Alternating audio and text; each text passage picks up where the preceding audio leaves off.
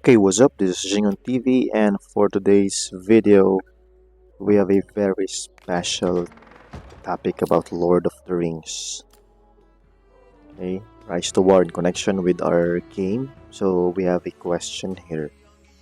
Okay, why they say the Lord of the Rings is the originator of Western fantasy? Okay, so we all know that Lord of the Rings, the author of Lord of the Rings, is J.R.R. Tolkien. We know that he is one of the great authors live. Okay, so to answer these questions, um, we we search it on Google and we try to study it and get some info about this thing. Okay, so to be able to understand more of our game and more of this Lord of the Rings stuff, or thing. Okay, so again, why they say the Lord of the Rings is the originator of the Western fantasy. So we have some answer here.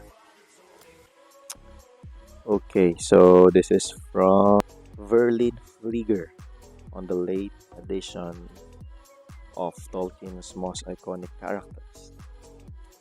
So he says here on this part, going to skip it. This one. The popular notion is that J.R.R. Tolkien single-handedly transformed the genre of modern fantasy. So maybe the Lord of the Rings, or it's not maybe, the Lord of the Rings is not the originator of Western fantasy, okay? But it says here, this is just plain wrong. Tolkien did not transform modern fantasy. Okay. He invented it. Okay, so it talks about modern fantasy. The question a while ago is Western fantasy. Is it the Lord of the Ring the originator of Western fantasy? Absolutely, he is not the originator of Western fantasy, but he is the inventor of modern fantasy. It says here, it is safe to say that no such formerly recognized genre was popular before he wrote. What passed for fantasy before 1954 was the work of niche authors such as Lord Dunsany, E.R. Edison, William Morris, and Mervyn Peake. Their fantastic works, Dunsany's were whimsical short, sometimes they're short stories, were either culturally derivative, um, Dunsany's Irish Morris Norse, or personally idiosyncratic.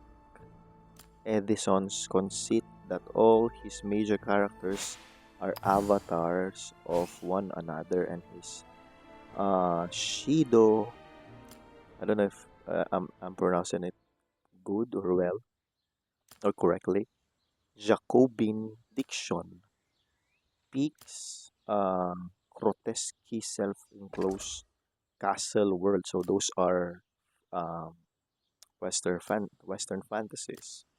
The appearance of the Lord of the Rings was a seismic event in popular culture, not just giving rise to generations of second-rate imitators, though it did that as well, but creating an audience that had not previously existed. The market since then has been relentless and not over sculpt. Oh, what's that? Scarpulus. Tolkien did not transform modern fantasy, he invented it.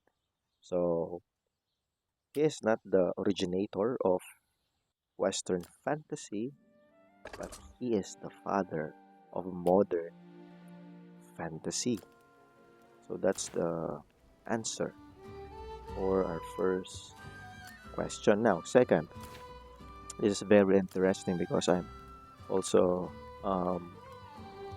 fun or I used to play Warcraft. So another question here is why they say the dragons in the world of Warcraft are influenced by the Lord of the Rings.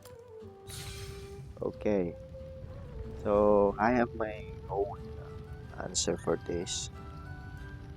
Dragons are or in Tolkien's world or Tolkien's writing, actually dragons are influenced. Uh, I think he's inspired by the Bible. The Bible, okay? It says there is a dragon in Bible, especially in Revelation.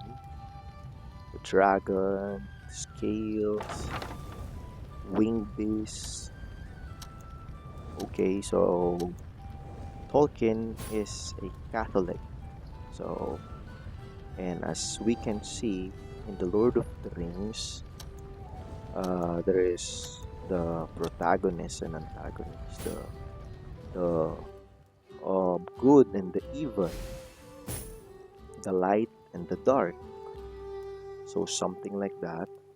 So that that sense or the kind of thinking or ideology is based or rooted in the Bible.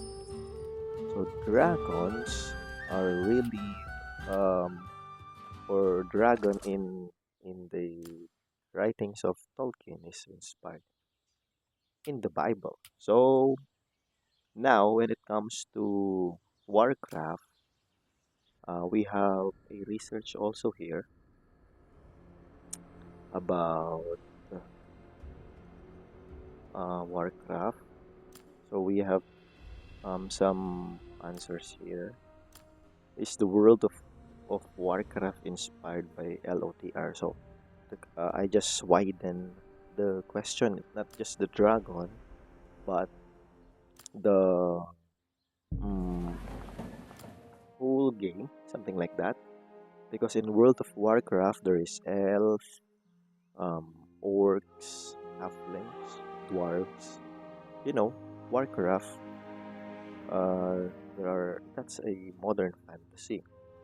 So originally, Warcraft was going to be part of Warhammer series. So it says here that fell through, so they had to change part of it.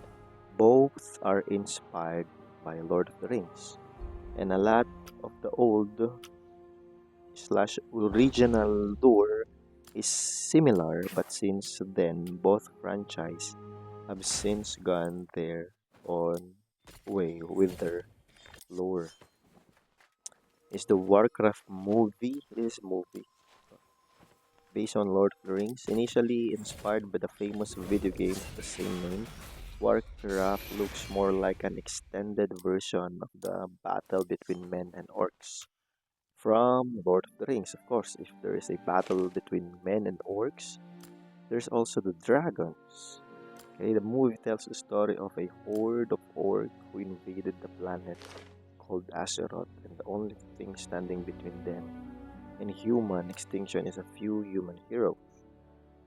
So now, what was Warcraft inspired by?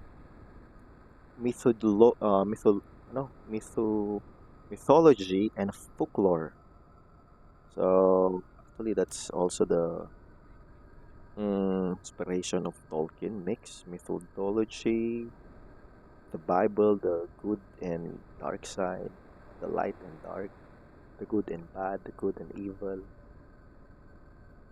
Okay, it says in the Bible that in Book of John, okay, here is the light. God is the light. Jesus is the light. Okay, mythology and folklore.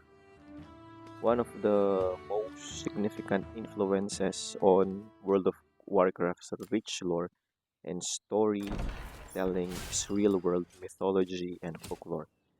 Blizzard has drawn inspiration from various cultures, infusing the game with elements from Norse, Greek, Egyptian, and many other mythologies.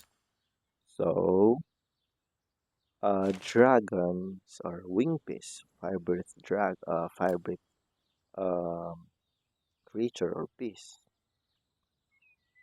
But we have also drakes, cold drakes, dragons that can breathe fire. So that's it. That's our answer for the question. Yeah, Warcraft is inspired by Lord of the Rings dragon Smaug. It's not just a Smaug, but the whole thing about the universe of Tolkien.